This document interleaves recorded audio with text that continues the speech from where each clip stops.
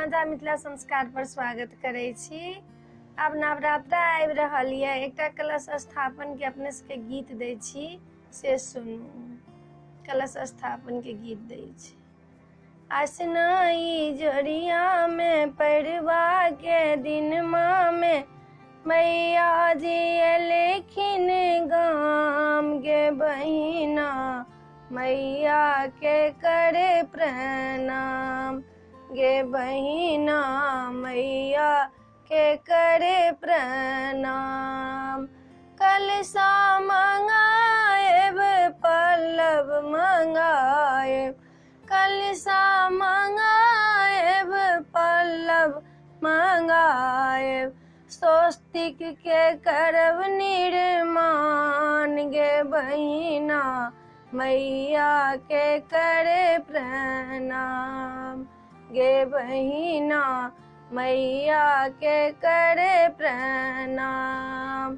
जयंती खसाएब कलशा बैसाएब, शैलपुत्री के करब निर्माण गे बहिना, मैया के करे प्रणाम गे बहिना, मैया के करे प्रणाम।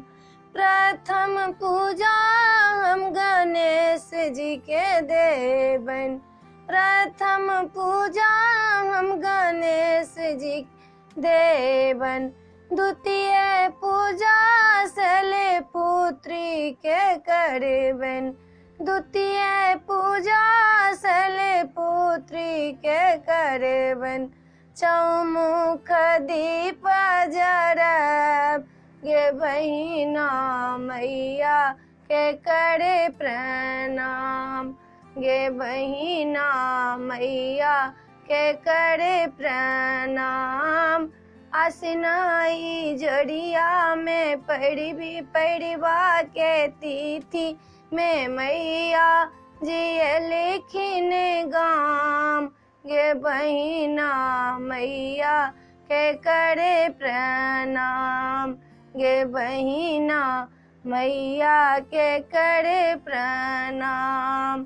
दीप लाए ब्रह्म बाबू लजेबै, दुर्गा जे बनतै ओ त हम जेबै, मैया के करब निर्माण गे बहिना, मैया के करे प्रणाम गे बहिना, मैया के करे प्रणाम।